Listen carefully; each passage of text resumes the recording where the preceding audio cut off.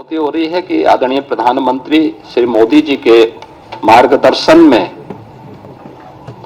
उत्तर प्रदेश सरकार का यह हमारी सरकार का 9वां बजट है और पिछले 8 वर्ष के अंदर जो कुछ भी सरकार ने कदम बढ़ाए हैं, उत्तर प्रदेश के लिए उठाए हैं, उसके अच्छे परिणाम हम सबके सामने देखने को मिले हैं। मैं इस बजट के प्रस्तुतिकरण के लिए वित्त मंत्री सुरेश खन्ना जी को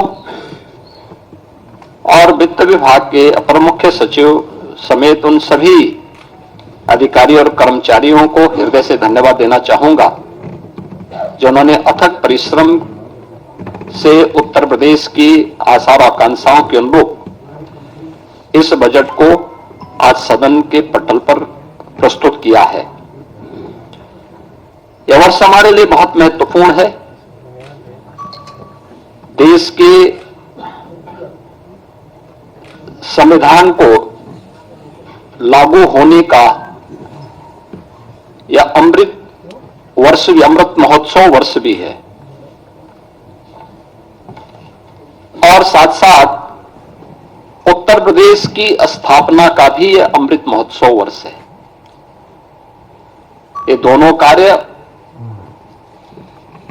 जनवरी 1950 में हुए थे और इसलिए 75 वर्ष की शानदार यात्रा के साथ आगामी 25 वर्ष की हमारी क्या योजना हो सकती है, उसका एक रोड मैप तैयार करने के लिए बजट अत्यंत महत्वपूर्ण है। इस अवसर पर हम सब संविधान के शिल्पी बाबा साहब भीमराव अंबेडकर, जिनके नाम पर डबल इंजन की यह सरकार लखनऊ में बाबा साहब भीमराव अंबेडकर स्मारक और सांस्कृतिक केंद्र की स्थापना कर रही है, संविधान के 75 वर्ष की इस यात्रा के लिए उन्हें विनम्र श्रद्धांजलि अर्पित करता हूं और यह केंद्र बहुत शीघ्र बाबा साहब भीमराव अंबेडकर के विचारों का एक केंद्र बनकर के संविधान की मूल भावनाओं के अनुरूप वंचितों को वरीयता देने के क्रम को तत्परता के साथ आगे बढ़ाएगी। यह एक नया माध्यम होगा और इसी को थीम में रख करके हमने 2025-26 का अपना बजट प्रस्तुत किया है। मुझे बताते हुए प्रसन्नता है कि पिछले जो बजट हम लोगों ने प्रस्तुत किए थे उन सब की अपनी एक थीम थी। 2017-18 का जो बजट था वह उत्तर प्रदेश के अन्नदाता किसानों को समर्पित था। अन्नदाता किसानों के हितों के लिए जो अनेक कदम सरकार ने उस समय उठाए थे, उनके ऋण माफी के कार्यक्रम रहे हों, उनकी फसल को प्रोक्योर करने के लिए प्रोक्योरमेंट सेंटर और एमएसपी का दाम उन तक पहुंचाने के कार्यक्रम रहे हों, चीनी मिलों के पुनरुद्धार के कार्यक्रम और वर्षों से लंबित गन्ना मूल्य के भुगतान को एक समयबद्ध तरीके से आगे बढ़ाने का कार्यक्रम रहा हो, अच्छे किस्म के बीज और सिंचाई के बेहतरीन सुविधा उन्हें उपलब्ध कराने का रहा हो, ये सब कार्य तत्परता के साथ इसके लिए कदम बढ़ाए गए और आज मुझे प्रसन्नता है कि डबल इंजन की भारतीय जनता पार्टी की सरकार के द्वारा जो कदम 17-18 में उठाए गए, आज उसका परिणाम है उत्तर प्रदेश के किसानों की आमदनी को, जो 2017-18 के पहले आत्महत्या करने के लिए मजबूर होता था, आज उसको दोगुने से अधिक बढ़ाने में मदद मिली है। वर्ष 18-19 का जो बजट था, वह बजट हम लोगों ने उत्तर प्रदेश के बीमारू राज्य से इसको उभारने के लिए इंफ्रास्ट्रक्चर और औद्योगिक विकास के लिए समर्पित किया था। आपने देखा होगा एक्सप्रेस वे में जो उत्तर प्रदेश की भागीदारी बहुत कम थी, आज गंगा एक्सप्रेसवे के पूर्ण होने के साथ ही उत्तर प्रदेश की भागीदारी देश के अंदर इंफ्रास्ट्रक्चर एक्सप्रेसवे में 55% से अधिक हो जाएगा। इससे उत्तर प्रदेश का पहला इन्वेस्टर समिट भी हम लोगों ने 2018 में यहां पर संपन्न किया था और उस दिशा से 2018-19 का ये बजट हम लोगों ने प्रदेश की जनता को समर्पित किया था। वर्ष 19-20 का बजट प्रदेश में महिला सशक्तिकरण को समर्पित था, जिसमें हम लोगों ने प्रदेश की मातृशक्ति के उन्नयन के लिए अनेक योजनाएं चलाई थी, जिनमें सामूहिक विवाह, मुख्यमंत्री सामूहिक विवाह की योजना हो, मुख्यमंत्री कन्या सुमंगला की योजना हो, या उत्तर प्रदेश में मिशन शक्ति के कार्यक्रम के माध्यम से महिला सुरक्षा, महिला सम्मान और महिला स्वाभिमान, स्वावलंबन, इन कार्यक्रमों को प्राथमिकता के आधार पर आगे बढ़ाने के साथ ही उत्तर प्रदेश के पुलिस बल में महिलाओं की भर्ती को 20% अनिवार्य करने के कार्यक्रम को प्राथमिकता देते हुए आगे बढ़ाने का कार्यक्रम, यह महिला सशक्तिकरण के लिए उठाए गए कदमों का परिणाम था। वर्ष 2020-21 का बजट हम लोगों ने उत्तर प्रदेश के युवाओं को और उनके लिए अधिक से अधिक एम्प्लॉयमेंट बढ़ाने के लिए समर्पित किया था और इसमें 2 करोड़ युवाओं को टैबलेट और स्मार्टफोन के माध्यम से तकनीकी दृष्टि से सक्षम बनाने के कार्यक्रम को आगे बढ़ाने, अनेक अन्य कार्यक्रमों को इस दृष्टि से हम लोगों ने प्रदेश की जनता जनार्दन के लिए समर्पित, युवाओं को समर्पित किया था। 2021-22 का जो बजट था हमारी सरकार का, वह स्वावलंबन से सशक्तिकरण की ओर था। एमएसएमई की योजनाओं के माध्यम से प्रदेश के परंपरागत जो उत्पाद थे उनको प्राथमिकता देते हुए स्वावलंबन के माध्यम से आत्मनिर्भरता के लक्ष्य को प्राप्त करने की दिशा में और उसके माध्यम से सशक्तिकरण के लक्ष्य को आगे बढ़ाते हुए कार्य किया गया था। 2022-23 का बजट अंत्योदय से आत्मनिर्भरता की दिशा में हम लोगों ने उस समय इस कार्यक्रम को आगे बढ़ाया था। पंचायतों के आत्मनिर्भरता के लिए पहली बार ग्राम सचिवालय के निर्माण के कार्यक्रम को आगे बढ़ाया गया था। पहली बार उन सभी क्षेत्रों में कार्य प्रारंभ हुए थे जो महिला सशक्तिकरण के लिए भी महत्वपूर्ण थे और ग्राम्य विकास की दृष्टि से हमारी जो आज भी लगभग 70% के आसपास आबादी ग्रामीण क्षेत्र में निवास करती है, उनके लिए इस कार्यक्रम को आगे बढ़ाया गया था, जिसका परिणाम है कि आज उत्तर प्रदेश के हर ग्राम पंचायत में 5 से 7 रोजगार सृजन की संभावना स्वतःस्फूर्त भाव के साथ वहां दिखाई देती है। 2023-24 का बजट उत्तर प्रदेश के अंदर एक त्वरित, सर्वसमावेशी और समग्र विकास के साथ आत्मनिर्भर उत्तर प्रदेश की नींव को सुदृढ़ करने वाला बजट प्रस्तुत किया गया था और 2025-26 का बजट एक राम राज्य के लिए समर्पित, लोक मंगल की कामना से समर्पित बजट था। तो 2025-26 के अंदर जो 2024-25 का हमारा बजट था, ये उत्तर प्रदेश के अंदर टूरिज्म में भी, ट्रेड में भी, टेक्नोलॉजी में भी एक नए उछाल लाने वाला बजट था। पहली बार 65 करोड़ से अधिक पर्यटक उत्तर प्रदेश के अंदर आए, 14 लाख से अधिक इसमें विदेशी पर्यटक भी थे और पर्यटन में जो उत्तर प्रदेश पहले तीसरे नंबर पर था, वह उसने 2019 के बाद से जो गति पकड़ी वह नंबर 1 पर देश के अंदर आने में सफल हुआ है। और 2025-26 का जो बजट है, यह भारत की सनातन संस्कृति को समर्पित सर्वे भवन्तु सुखिनः की अवधारणा पर गरीब, अन्नदाता किसान, युवा, महिला के उत्थान को समर्पित है, जिसमें प्रधानमंत्री मोदी जी का विजन, जिसमें वंचित को वरीयता, यानी वंचित को वरीयता उसका एक थीम है, उसका केंद्रीय भाव है, इसको समर्पित है। इस बजट का जो दायरा है, जो कि वित्त मंत्री जी ने अपने बजट भाषण में भी कहा कि 8,08,736 करोड़ रुपये से अधिक का यह बजट है।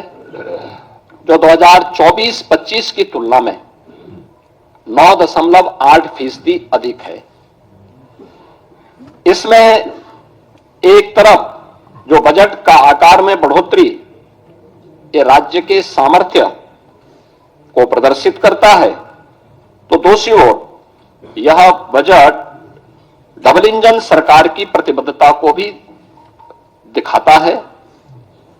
इस बजट में हमने 2,25,561 करोड़ 49 लाख रुपए कैपिटल एक्सपेंडिचर के लिए इसमें प्रस्तावित किया है, जिसके माध्यम से इंफ्रास्ट्रक्चर पर धनराशि जो व्यय होगी, इससे अधिक रोजगार की सृजन इसके माध्यम से होंगे और यह अर्थव्यवस्था को सुदृढ़ करता है।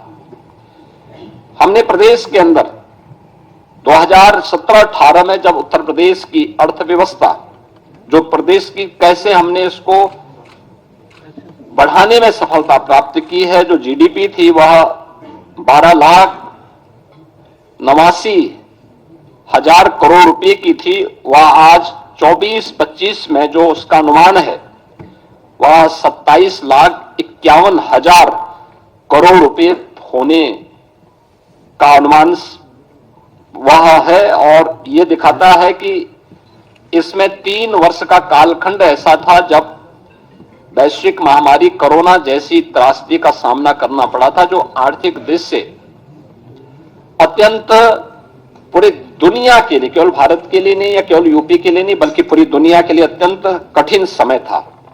और आज उसी का परिणाम है कि 2016-17 में जिस उत्तर प्रदेश की अर्थव्यवस्था देश के अंदर 6ठी-7वीं अर्थव्यवस्था मानी जाती थी, आज उत्तर प्रदेश ने जो लंबी छलांग लगाई है, परिणाम है कि उत्तर प्रदेश आज देश का दूसरी बड़ी अर्थव्यवस्था के रूप में उभरा है।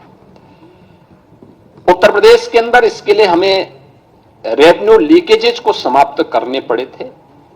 टेक्नोलॉजी का अधिक से अधिक उपयोग किया गया था। हमें प्रदेश के अंदर राजस्व प्राप्ति के अपने नए साधन उपलब्ध करवाने पड़े थे। और मुझे बताते हुए प्रसन्नता है कि आज उत्तर प्रदेश ने जो कदम उठाए हैं 22-23 हो, 23-24 हो या 24-25 के दौरान देश के सभी राज्यों में उत्तर प्रदेश का अपना एक महत्वपूर्ण स्थान रहा है। और हम लोगों ने अपने राजस्व प्राप्ति करने के लिए जो कदम बढ़ाए हैं वह अत्यंत सराहनीय माने गए हैं पूरे देश के अंदर, और वित्तीय क्षेत्र के जानकारों ने उसकी सराहना भी की है। मुझे बताते हुए प्रसन्नता है कि आज का जो बजट प्रस्तुत किया गया है, यह बजट जो कुल राजकोषीय घाटा है वह सकल राज्य घरेलू उत्पाद का, यानी जो FRBM की जो लिमिट है रिजर्व बैंक ने घोषित की है 3% के अंदर, वह 2.97% है।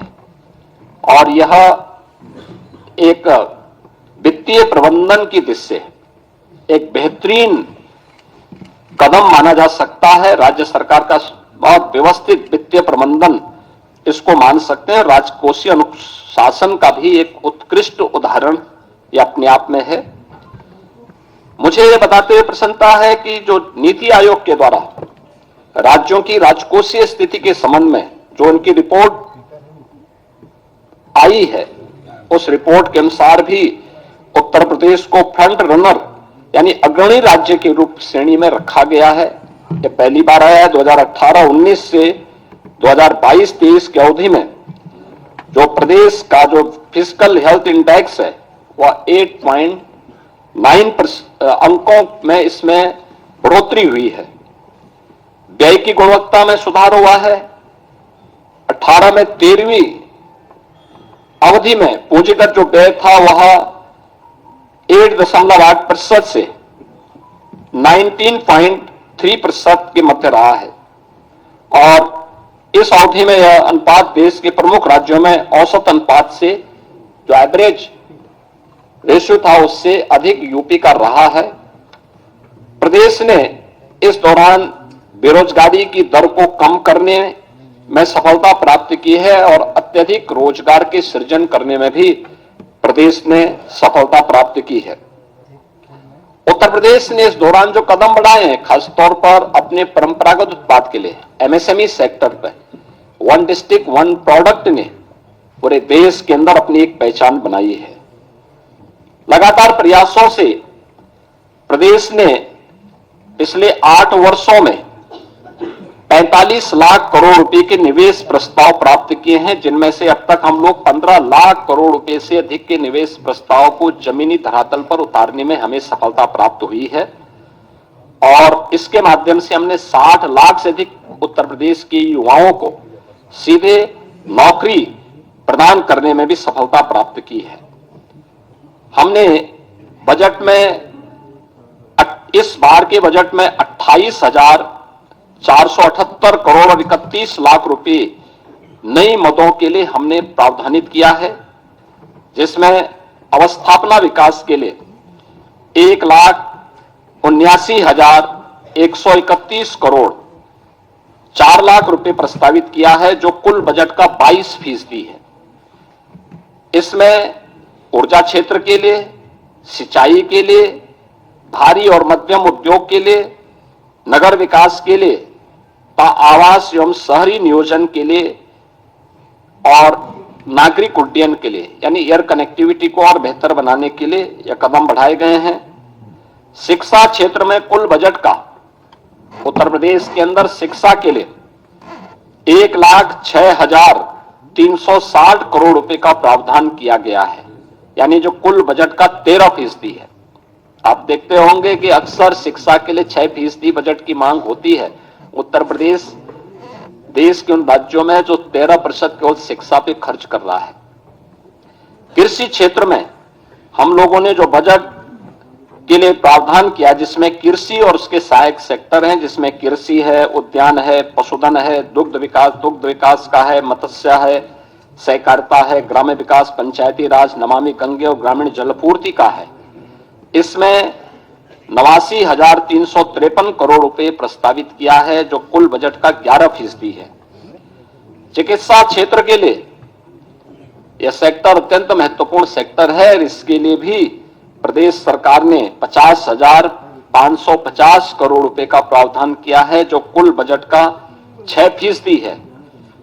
इसी प्रकार से हम लोगों ने जो यूनियन बजट में जो अभी केंद्रीय बजट जो देश की संसद में अभी पारित हुआ है, इसमें प्रत्येक जनपद में कैंसर डे केयर सेंटर की घोषणा की गई है और इसके लिए उत्तर प्रदेश सरकार ने अपने प्रस्ताव को भी किया है और बजट में हमने उसके लिए आवश्यक धनराशि की व्यवस्था भी की है कि जिससे हर एक जनपद में हम एक पहले ही फेज में कैंसर रोगियों के लिए डे केयर सेंटर की स्थापना करने की दिशा में कदम बढ़ा सकें, या हम लोगों ने इस दिशा में आगे बढ़ाया है।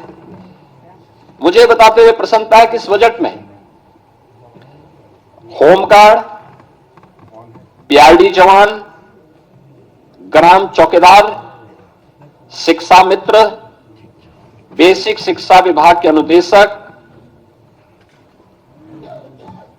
आशा वर्कर, आंगनबाड़ी, एएनएम और संविदा से जुड़े हुए उन सभी कार्मिकों को, जितने भी स्वच्छता के कार्यक्रम के साथ जुड़े हुए कार्मिक हैं, इन सभी कार्मिकों को हम लोगों ने अनिवार्य रूप से 5 लाख रुपए के आयुष्मान भारत का कवर हर वर्ष देने की एक बड़ी योजना को भी आज के इस बजट में उसका प्रावधान किया है और इसमें 5 लाख रुपए तक की उनको निःशुल्क स्वास्थ्य की सुविधा उत्तर प्रदेश में मुख्यमंत्री जन आरोग्य योजना के माध्यम से देने की घोषणा इसमें की गई है। मुझे बताते हुए प्रसन्नता है कि समाज कल्याण विभाग के लिए बजट में 35,863 करोड़ रुपए की व्यवस्था की गई है, जिसमें अनुसूचित जाति, जनजाति, पिछड़ा वर्ग, दिव्यांगजन, सशक्तिकरण, महिला और बाल विकास के लिए यह धनराशि उपयोग में आएगी। छात्रवृत्ति के लिए 4,720 करोड़ रुपए की व्यवस्था की गई है और निर्धन व्यक्तियों की पुत्रियों की शादी के लिए 900 करोड़ रुपए की व्यवस्था और सामाजिक पेंशन के लिए जो व्यवस्था की जाती है उसमें 13,000 448 करोड़ रुपए का प्रावधान इसमें किया गया है। मित्रों, इंफ्रास्ट्रक्चर के लिए अब उत्तर प्रदेश अपने एक सुदृढ़ रेवेन्यू सरप्लस स्टेट के माध्यम से बीमारू राज्य नहीं है। डबल इंजन की सरकार ने 8 वर्ष में जो सामूहिक रूप से प्रयास आगे बढ़ाए थे, आज उसका परिणाम है कि हम भारत की डेवलपमेंट में ग्रोथ इंजन की भूमिका के रूप में एक प्रगतिशील राज्य के रूप में आगे बढ़े हैं। इस बार हमने बजट में 4 नए एक्सप्रेसवे की भी घोषणा की है, जिसमें आगरा लखनऊ एक्सप्रेसवे से गंगा एक्सप्रेसवे से आगरा लखनऊ एक्सप्रेसवे तक, यानी बाया हरदोई फर्रुखाबाद तक, इसको हम लोगों ने एक तो इसके लिए बजट का प्रावधान किया है। दूसरा, गंगा एक्सप्रेसवे को प्रयागराज से मिर्जापुर, वाराणसी, चंदौली और पूर्वांचल एक्सप्रेसवे के साथ जोड़ते हुए फिर पूर्वांचल एक्सप्रेसवे को इसी मार्ग से ले जाते हुए शक्तिनगर सोनभद्र तक जोड़ने के लिए भी एक घोषणा इसके साथ हम लोगों ने की है, जिसमें विंध्य एक्सप्रेसवे के रूप में हम इसको जोड़ने जा रहे हैं। गंगा एक्सप्रेसवे को मेरठ से हरिद्वार तक जोड़ने के लिए भी हम लोगों ने इसमें आज के इस बजट में इसके लिए धनराशि की व्यवस्था की है और गंगा एक्सप्रेसवे को ही हम लोगों ने बुंदेलखंड एक्सप्रेसवे के साथ जोड़ने के लिए भी धनराशि की व्यवस्था आज के इस बजट में प्रस्तावित की है। प्रयागराज में महाकुंभ के अवसर पर इस बार हमारे जो अनुभव रहे हैं उसको देखते हुए हम लोगों को ये अनुभव हुआ है कि वहां पे आवागमन को और सुगम बनाने के लिए 2 नए ब्रिजेज बनाने बहुत आवश्यक हैं। एक शास्त्री ब्रिज के साथ पैरेलल गंगा नदी के ऊपर और एक यमुना नदी के ऊपर जो नैनी में सिग्नेचर ब्रिज है उसके पैरेलल एक नए ब्रिज बनाने के लिए, इसके लिए भी धनराशि की व्यवस्था हमने यहां पर की है। मुझे बताते हुए प्रसन्नता है कि मॉडर्न टेक्नोलॉजी में लखनऊ को आर्टिफिशियल इंटेलिजेंस के एक केंद्र के रूप में, एक हब के रूप में विकसित करने के लिए भी धनराशि की व्यवस्था यहां पर की गई है। इसके अलावा प्रदेश के अंदर प्रत्येक मंडल स्तर पर प्रदेश सरकार ने एक कन्वेंशन सेंटर, ये कन्वेंशन सेंटर जो भी हमारे बनेंगे जिसमें बड़े पैमाने पर हम लोग वहां के सार्वजनिक कार्यक्रमों को आयोजित कर सकेंगे, इनके निर्माण के लिए हम लोगों ने धनराशि का प्रावधान किया है। और ये सभी नगर निगमों में, खासतौर पर प्रदेश के अंदर सभी नगर निगमों में और खासतौर पर उन नगर जो हमारे कमिश्नरी हेडक्वार्टर हैं उन पर पहले चरण में हम इसको करने जा रहे हैं। प्रत्येक ग्राम पंचायत में एक उत्सव भवन बनाने के कार्यक्रम को भी बजट में प्रावधान किया गया, जिसमें शादी ब्याह के हैं, कोई मांगलिक कार्यक्रम है, कोई सार्वजनिक कार्यक्रम ग्राम पंचायत स्तर पर करने हो तो यह एक नई उपलब्धि ग्राम पंचायतों को उपलब्ध करवाई गई है। यह कार्यक्रम भी हम उसको आगे बढ़ाने के लिए इस कार्यक्रम को भी हम उसके साथ जोड़ने जा रहे हैं। इससे रोजगार का भी सृजन होगा और ग्राम पंचायत को उसी ग्राम पंचायत में तमाम प्रकार की सुविधाएं उसके माध्यम से मिलेंगी। मुझे बताते हुए प्रसन्नता है कि डबल इंजन सरकार के द्वारा प्रधानमंत्री मोदी जी के नेतृत्व में पिछले 8 वर्ष के अंदर प्रदेश के अंदर उठाए गए कदमों का परिणाम है कि उत्तर प्रदेश में 6 करोड़ लोगों को गरीबी रेखा से ऊपर उठकर के एक सामान्य जीवन यापन करने का एक सुगम मार्ग इस डबल इंजन सरकार ने प्रशस्त किया है। और इस बार गरीबी पर पूरी तरह उसका उन्मूलन करने के लिए सरकार ने जो यूनियन बजट में भी अभी हाल ही में जो बजट प्रस्तुत किया गया, उस बजट की जो थीम है वह भी प्रधानमंत्री मोदी जी ने उसमें जो महत्वपूर्ण प्रावधान किए हैं वह वही एक की $5 ट्रिलियन की इकोनॉमी बनने के लिए भारत के लिए आवश्यक है कि वह जीरो पॉवर्टी के लक्ष्य को प्राप्त करे। और उत्तर प्रदेश देश की आबादी का सबसे बड़ा राज्य है। सबसे बड़ा चैलेंज हमारे सामने है। हमारा सर्वे लगभग पूरा हो चुका है और हमने बजट में उसके लिए प्रावधान किए हैं। दोनों प्रकार के प्रावधान किए हैं। एक, जिनके पास जो सुविधा नहीं है उन गरीबों को उन सुविधाओं के लिए, चाहे वह विभिन्न विभागों के साथ मिलकर के या फिर एक मुफ्त उसको उस व्यवस्था के साथ जोड़ने के लिए, इसके लिए धनराशि की व्यवस्था, जीरो पॉवर्टी को, उस टारगेट को अचीव करने के लिए भी हम लोगों ने इस व्यवस्था में की है। और इसके लिए एक व्यवस्था दी गई है कि हम उस लक्ष्य तक उस परिवार को लेके जाएंगे कि मिनिमम वह परिवार के एक व्यक्ति को रोजगार भी मिल सके और उस परिवार में कम से कम 1,25,000 रुपए की एक निश्चित आय, वार्षिक आय उस परिवार के व्यक्ति को रोजगार या किसी न किसी काम के माध्यम से उपलब्ध करवा सके। यह एक प्रयास सरकार के स्तर पर प्रावधान किया गया है। इसके साथ ही हमने यानी इसके लिए धनराशि 2025-26 में इसके लिए अलग से भी धनराशि की व्यवस्था की है। युवाओं के लिए हम लोगों ने एक व्यवस्था की है और इसमें शिक्षा है, रोजगार है, उद्यमिता में सरकार की प्राथमिकता को आगे बढ़ाते हुए प्रदेश के हर जनपद में हम लोगों के द्वारा एक प्रावधान किया जा रहा है कि हर जनपद में हम एक डिस्ट्रिक्ट इकोनॉमिक जोन बना सकें, जो एक एम्प्लॉयमेंट जोन के रूप में कर सके। और ये एम्प्लॉयमेंट जोन भारत के, अखंड भारत के शिल्पी लौह पुरुष सरदार वल्लभ भाई पटेल के रूप में जाने जाएंगे, जो प्रदेश के युवाओं को उन्हीं के क्षेत्रों में वहीं पे रोजगार के साथ जोड़ने में भूमिका, और अलग अलग प्रकार के होंगे, खासतौर पर अलग अलग प्रकार के कार्यक्रमों के साथ जुड़ेंगे। कोई इकोनॉमिक जोन औद्योगिक विकास के लिए होगा, कोई एमएसएमई के लिए होगा, कोई टेक्सटाइल के लिए होगा, कोई एजुकेशन के लिए होगा, कोई हेल्थ के लिए होगा। अलग अलग उसके लिए हम इन सभी जोन को उसके साथ विकसित करेंगे और उसमें एक सुविधा उसके साथ हम जोड़ने जा रहे हैं। इसके अलावा हम लोगों ने 10 जनपदों में इस बजट में एक प्रावधान किया है कि 10 जनपदों में हम लोग वस्त्र उद्योग के लिए, टेक्सटाइल पार्क के लिए निर्माण के कार्यक्रम को आगे बढ़ाएंगे। यह योजना हमारी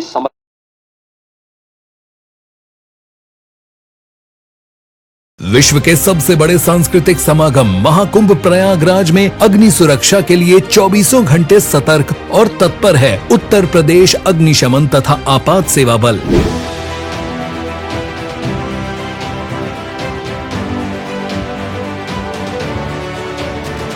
आप भी रहें जागरूक। कुकिंग गैस में अच्छी गुणवत्ता वाले एलपीजी पाइप और रेगुलेटर का प्रयोग करें। रसोई घर का निर्माण टीन शेड में करें। उपयोग के बाद रेगुलेटर नॉब से गैस सप्लाई बंद करें। एलपीजी गैस की गंध आने पर तुरंत रेगुलेटर व गैस स्टोव बंद करें। टेंट में एलपीजी गैस और ज्वलनशील पदार्थ का उपयोग न करें। शिविरों में मानक के अनुरूप बिजली के कार्य कराएं। उच्च रेटिंग वाले एमसीबी ईएससीबी का प्रयोग करें। सर्किट, बल्ब, ट्यूबलाइट के मध्य कम से कम 15 सेंटीमीटर की दूरी सुनिश्चित करें। अपना कर यह आसान उपाय महाकुंभ को बनाए सुरक्षा का पर्याय।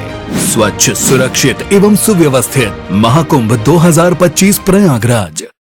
बाकी फीड बोलते नंबर 1 है, कुछ टाइम दूध भी बढ़ाते हैं, लेकिन पशुओं को देखो, बीमारी, कमजोरी। असीस फीड, बेहतर दूध, बीमारियों से लड़ने की ताकत और बच्चे जनने की काबिलियत। बेहतर दूध, बेहतर स्वास्थ्य, सालों साल। हर रोज हो जाता हूँ लेट, साफ नहीं होता है मेरा। अबे घोचू, अथा इंडिया को मालूम है, पेट सफा हर रोग दफा। श्रमिक उन कार्मिकों को 16,000 से लेकर के 18,000 के दायरे में सीधे उनके अकाउंट में मिल सके, और इसके लिए एक निगम का गठन करने के बाद इस कार्यक्रम को सीधे राज्य सरकार अपने माध्यम से उसको संचालित करेगी। आउटसोर्सिंग की कोई भी कंपनी होगी, केवल सेवा के रूप में, आउटसोर्सर के रूप में जो शुल्क उसका होगा उसको राज्य सरकार अलग से अदा करेगी, लेकिन धनराशि ये पूरी की पूरी कार्मिक के खाते में जानी चाहिए। इस योजना के इसके साथ हम लोग जोड़ने जा रहे हैं। इसके अलावा मुख्यमंत्री युवा उद्यमी विकास अभियान, यह एक बड़ी योजना है और मुझे बताते हुए प्रसन्नता है कि अभी हाल ही में उत्तर प्रदेश स्थापना दिवस के अवसर पर हम लोगों ने इसको लॉन्च की थी। अभी 1 महीना भी इसका पूरा नहीं हुआ कि योजना की प्रगति और प्रोग्रेस से आप जान सकते हैं कि अभी 98,000 से अधिक युवाओं ने इसमें आवेदन किया है। 76,000 आवेदन बैंकों को प्रेषित किए जा चुके हैं। 16,000 मामलों में ऋण स्वीकृत हो चुके हैं। 6,000 ऋण वितरित भी किए जा चुके हैं और आगामी वर्ष के लिए हम लोगों ने फिर से 1 लाख ऐसे युवा उद्यमी के लिए भी धनराशि की व्यवस्था राज्य के बजट में की है। 1,000 करोड़ रुपए की बजट की व्यवस्था इसके साथ हम लोगों ने की है। उत्तर प्रदेश वानिकी के क्षेत्र में हम लोगों ने काफी प्रगति की, यानी वन आच्छादन उत्तर प्रदेश के अंदर बढ़ा है और वन आच्छादन बढ़ाने के जिस लक्ष्य को देश के अंदर जिन राज्यों ने सर्वाधिक प्रगति की है, पिछले 8 वर्ष में हमारी सरकार ने 210 करोड़ वृक्षारोपण के बृहत लक्ष्य को प्राप्त किया है। गत वर्ष देश के अंदर एक पेड़ मां के नाम, इस कार्यक्रम को भी हमने बहुत अच्छे ढंग से आगे बढ़ाया था, जिसमें 36 करोड़ से अधिक वृक्षारोपण के कार्यक्रम को हम लोगों ने आगे बढ़ाया। इस पे रिसर्च के लिए एक नए विश्वविद्यालय की स्थापना के लिए और साथ साथ वानिकी विश्वविद्यालय के साथ साथ वो औद्यानिक भी बन सके,